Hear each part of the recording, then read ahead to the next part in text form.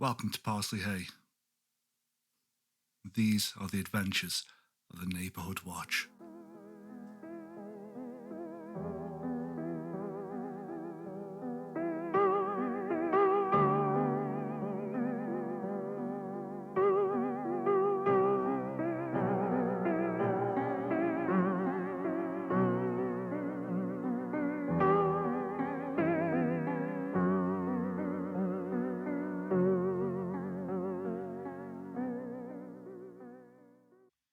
Welcome to Parsley Hay. I suppose introductions are in order for those unacquainted with myself. My name is Rhys Davis. I retired to Parsley Hay back in the late 80s after I lost both of my legs in a mining accident. Payout from the coal boards allowed me a more affluent lifestyle than many of my ex-co-workers. With more time on my hands than I had ever had, and nothing to hold me back, I indulged with my teenage obsession with the occult. My research carried me to Parsley Hay, where I decided to settle down. And after a while, I found myself getting involved with things that had no earthly business being here. And after getting in trouble with a particularly nasty case of the undead, I got involved with the Neighbourhood Watch. Or should I say, they adopted me. My disabilities limited me physically, but they needed somebody behind the scenes to research and collate evidence. So I suppose this is where I fitted in. This is the first case that the Watch investigated while I was working for them.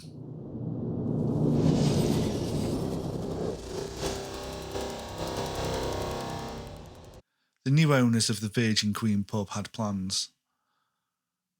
The listed Elizabethan building had been extended over 100 years ago to become a hotel.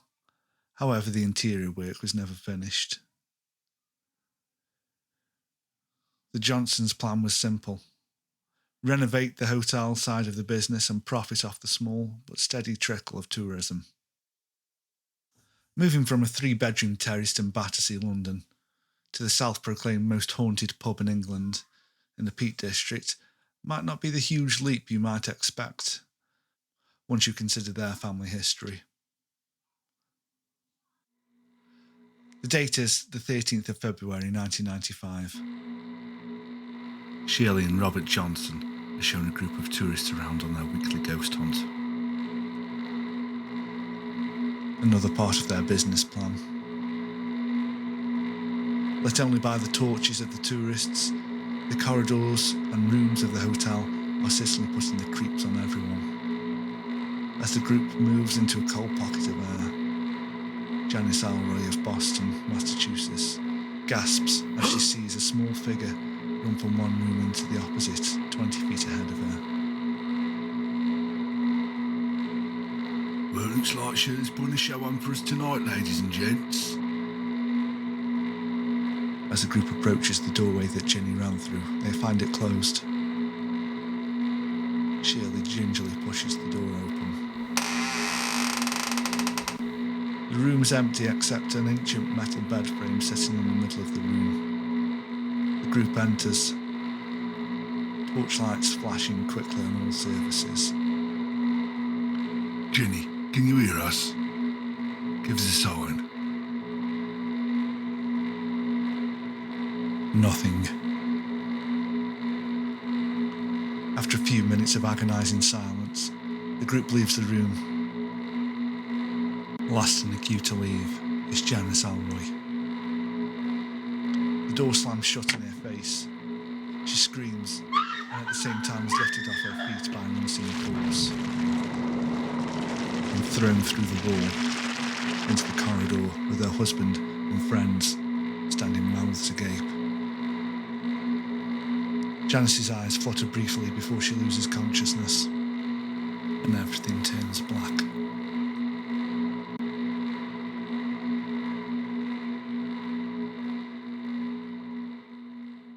Neighbourhood Watch Archives, case number 001, 15th of February 1995. 4 years, 10 months, and 7 days until the apocalypse.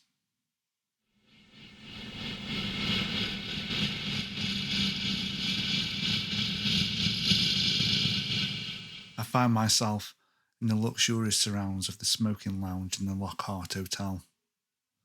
The room is empty, present company accepted. A thin blue haze of cigar and cigarette smoke hangs in the air. I sit at the head of a large mahogany table. I am surrounded by 4 figures I would come to call friends. Oh. Thank you, Dave, for that illuminating discussion on John Dee and the Knights Templar. But unfortunately, we have some actual work to do tonight. It appears that the resident ghost in the Virgin Queen pub has been acting up and has thrown an American tourist through a wall. Through a wall? Wow. I quite enjoyed my chat every other Thursday with that ghost. Ophelia, you seem to be a suspect in this. Why am I a suspect? Why is she a suspect exactly? I mean, it's another hotel. It's a potential hotel chain. Please. That is not competition for my hotel. You're about 5% of a suspect. I mean, look around, Dave. No self-respecting human being would stay there. I don't know if they offered the right price. You can be quite expensive. Only to someone who works in blockbusters, Dave. I have very reasonable rates, I have you know. Or shares in the Bank of England, like myself. Yes, how much money do you have, Astaroth? Oh, just look. What you have to realise is that every time we come up to the mortal world, we need to sort of look after ourselves. I'm fairly sure that the Bank of England is solely owned by the denizens of hell. I myself control a measly 5% share in the Bank of England, which, you know, Well, tell I your know nicely. fellow demons that the Lockhart always has a spare room. Oh, don't worry, darling. They know. They know. I do plenty of publicity. Excellent. So, about this ghost, what exactly are we to do about it? Well, I would say at the very least an investigation's in order. You say it's a child, isn't it? Yes. She's something of a local celebrity, as we all know. But no one's ever seen anything else? They're still like several hundred years old. They're not as innocent as their appearance may suggest. You would know all about this, wouldn't you? Yes. Do we know if it belongs to a particular category of ghosts? You know what, Algernon? I'm going to hold my hands up here and say this is absolutely not my area of expertise. I suppose that's just going to be part of your investigation. I guess there's no other thing about it.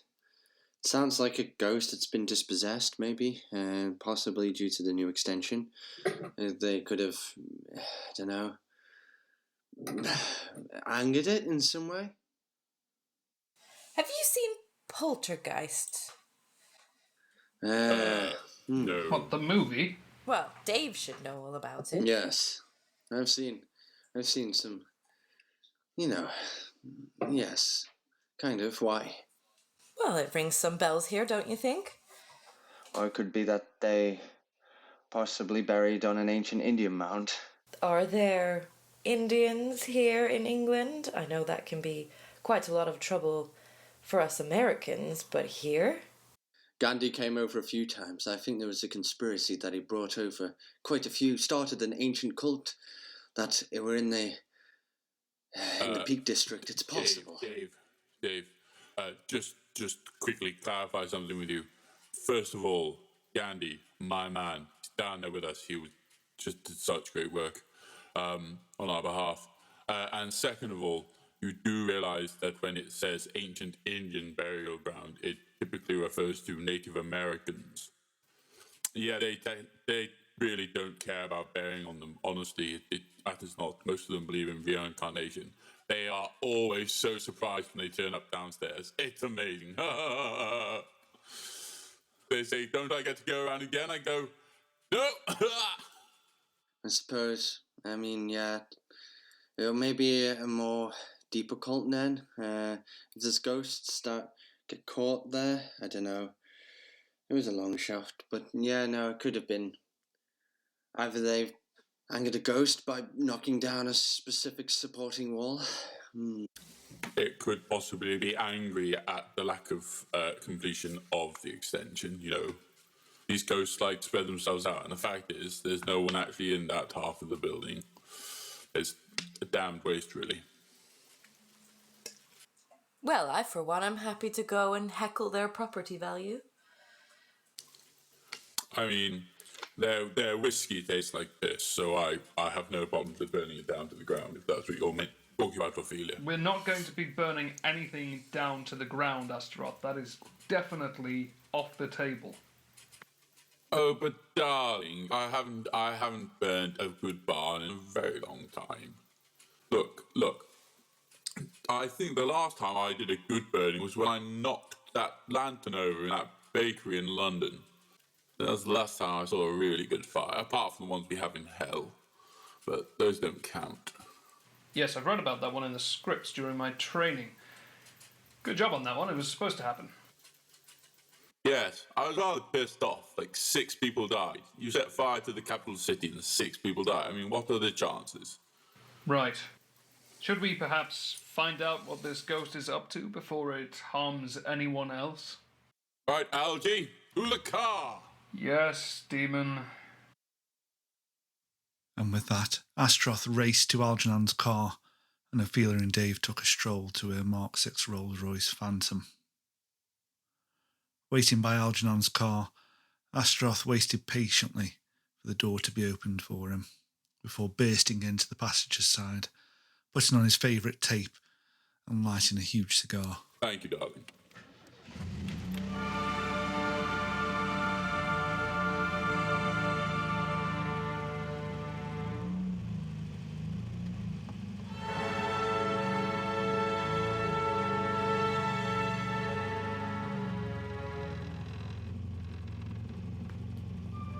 Don't get ash on the bloody leather! Look, Algie, just a quick thing. Could you have a word with Dave? Because, you know, you're immortal, and he's a mortal man. Now, obviously, I have a faint smell of sulphur and brimstone around me at all times that I try to cover with rather expensive cologne. Never seems to work. I have the excuse. Yes, I was always wondering what that egg was. Dave, however, doesn't. Could you please possibly talk to him about showering and just let him know that shampoo was invented sometime in several thousand before that twat came downstairs? I can give it a whirl. It's just an awkward conversation to have, isn't it? I mean, the guy's just trying to do his best. I don't think he is. I'm fairly sure he hasn't showered since he reached his 20s. We'll always have other priorities. Meanwhile, Dave and Ophelia are in the backseat of the Phantom, while the chauffeur drives the 2-minute journey down the road. Ophelia is struggling to work a large, expensive-looking video camera. Dave, how do I use this one? Oh, it's quite simple. Yeah, I'll just... these... Make sure it captures everything. I mean everything, because I am not missing a second of this shithole crumbling to the ground. I mean, we're not... It's not going to crumble to the ground. Come on. Well, if it does, I want to make sure that I have the video This is an evidence. ancient, listed building. We can't just go over there. I mean, Astaroth will probably destroy it. Dave, my building, my beautiful hotel, that is an ancient listed building in its prime. This is an eyesore. You seem more and more suspicious by the hour. Well... No, I'm just happy I didn't have to do anything about it. Come on, the owners are probably just good, hard-working people. We can't count them out. Come on, we're here to help them, not destroy what they have left. I will do the right thing, but if it just happens to fall apart while we're there, I want to have proof from my memory box. Don't manipulate Astaroth to destroy the whole thing, please. We could anger the spirit Trust even me, more. he doesn't need any manipulation. You seem to manipulate almost everyone. Excuse me, Ollie. it's easy to accuse the girl with the glowing eyes, but I haven't done anything. I see.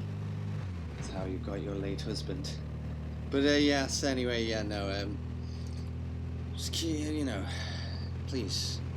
We could anger the spirit more, and if we anger it more, we could risk, I don't know, something far worse, whether they've built on a burial mound, or whether there's some, I don't know whether, it seems unusual though, they got that extension. Reese told us the extension got made long before.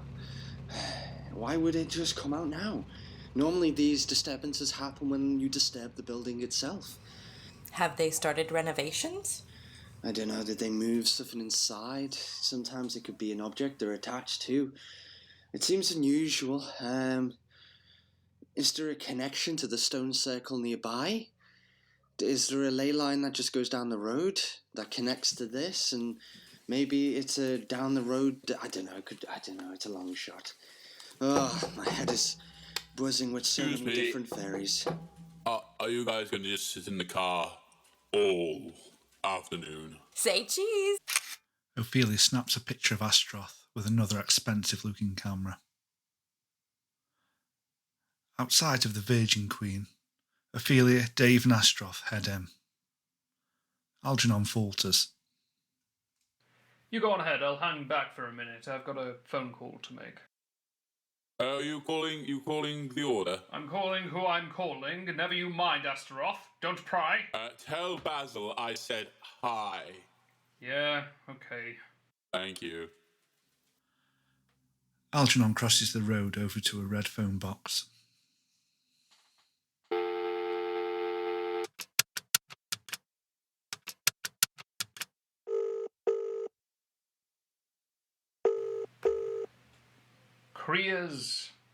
Careers, cheers. The eagle sleeps at night. Well, that's good. How we doing? We are good, Algie. We are good. First of all, the demon says to say hello to Basil. Secondly, there is a ghost girl who is apparently attacking some of the residents at a local pub. Now, my question is this supposed to be happening? I mean, it's the sort of thing that we'd expect to be triggering a large-scale event that throws us off the balance of the grand plan. And if you have any tips around dealing with ghosts themselves, I haven't dealt with them in a fair few years. It's been a while since my last exorcism. Well, you see, Algie, there are ghosts, and there are ghosts. From our records, your little local ghost is harmless. But you say things have changed, no? Yes, apparently it's thrown some girl through a window. We're a little bit perplexed ourselves. It's not quite like it. This does not fit with the pattern. No, exactly. Algie, this merits further investigation. And yes, definitely intervene. Sure. Okay, will do. Do you have any advice around the type of ghost, perhaps? I mean, this thing being able to throw someone through walls is quite a bit more than what we typically expect from spirits. It seems more like quite extreme poltergeist activity. As you allude to, Algie, this is a supernatural being, and as such, may only be defeated by supernatural means. Right, okay. There is one thing to remember, though. Poltergeists are attached to people, not to places. this may be worth bearing in mind. Yeah. Right, okay. Well, thank you very much for your help.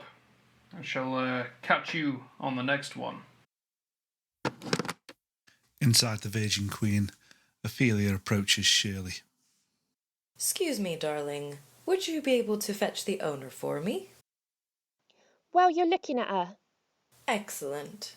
We hear that you have some trouble in your hotel. A little bad press, perhaps? Now, where did you get that from? We have sources. Ugh. Look, we run ghost hunts here every Monday night. Keeps the tourists coming in. This isn't an ordinary issue, is it? No. You see, our resident ghost Gilly, as we like to call her. No, well, we don't see her so much anymore. And what happened on Monday night? I'm sure that was not Gilly. What happened exactly?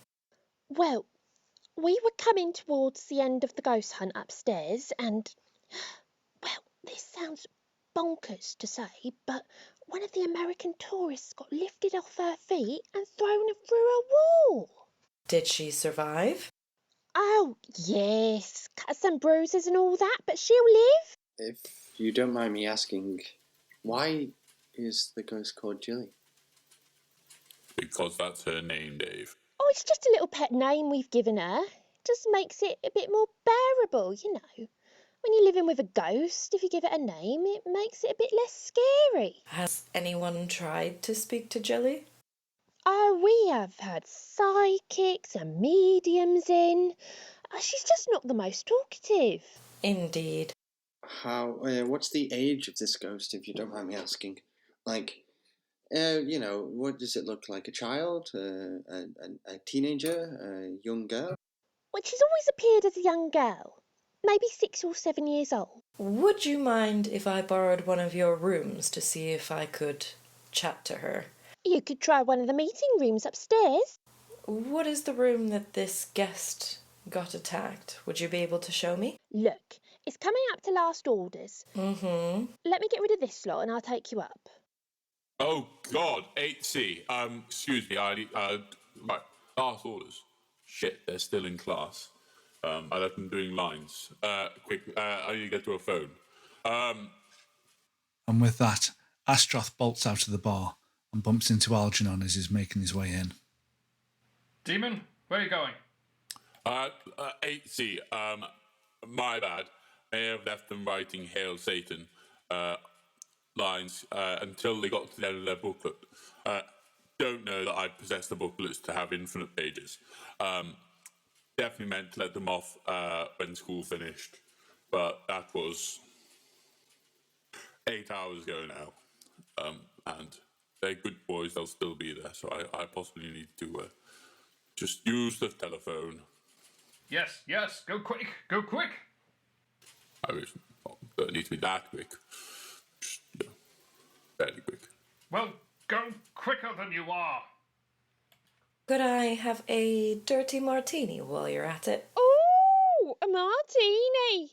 Ain't you fancy? Well, I'm sure I can knock you one up. Mm-hmm. Thank you. Last orders. Sheila rummages behind the bar and eventually comes back with a martini in a tall glass. Very quaint. I'm just gonna ask for some tap water, please. There you go, darling. Sheila rolls her eyes and gives Dave a half pint of lukewarm tap water. Can't even afford a full pint. They really are on their last legs, aren't they? Meanwhile, at the phone box outside.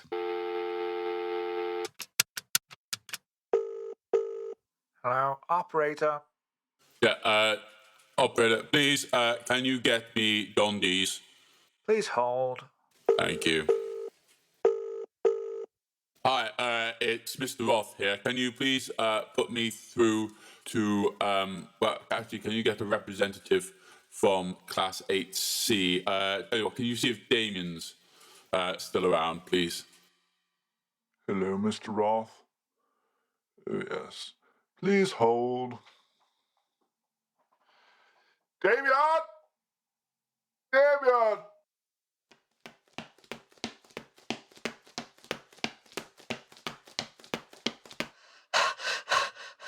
Yes, Mr. Roth? Hi, Damien. Look, I may have accidentally forgot to tell you and the rest of the class to finish up around 7. How are you getting on? Still at it, sir. Oh, brilliant. Brilliant. In that case, tell them anyone who's written more than 50 pages can go to bed. Anyone who hasn't written 50 pages by now is clearly slacking and can't go to bed until they've written 100 pages. Slacking. Yes, sir. Understood. Brilliant. Brilliant. And can you also make sure that they have spelled Hale, Hale? If they haven't, they need to start again. Hale. Oh. Yes, sir. Brilliant. Brilliant. Any complaints, let me know, and I'll talk to them tonight while they're asleep. Thank you, Damien. You're a good boy. Well, that being said, you're completely not a bastard, but that's why we love you. All right, carry on. Thank you. Good night, sir. And with that matter attended to, Astaroth strolls back into the Virgin Queen just as the group are heading upstairs. Where are we going? What's going on? Sorry. Urgent business to attend to. And that's all we have time for in this episode, guys, gals, and non-binary pals. Remember to tune into episode 2 of The Case of the Ghost and the Virgin Queen, when the watch finally encounters the poltergeist. In this episode, Ophelia was played by Charlie, Algernon was played by Sir Danny, Astaroth was played by Nate, and Dave was played by Jed. I'd like to give very special thanks to Helen Jenkins for voicing Shirley during the story. You can find her at Hal Jenkins on Instagram and Twitter. My eternal gratitude goes to Charming Disaster for allowing the use of their song Ragnarok as our outro music. They currently have a Kickstarter going to fund their Marie Curie themed album. You can find it at charmingdisaster.com/Kickstarter. And finally, if you'd like to support Neighbourhood Watch, you can buy us a coffee at ko-fi.com/neighbourhoodwatch, or you can make a regular monthly payment for some very cool benefits and merch over at patreon.com/neighbourhoodwatch. Until next time.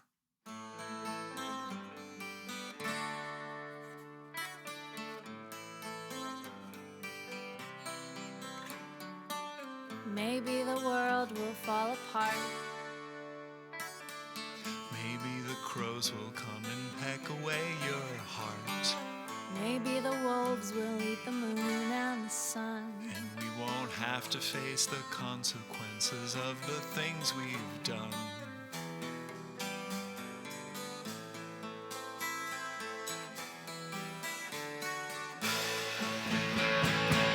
Axe time, sword time, ere the world fall. Wind time, wolf time, come the end of it all.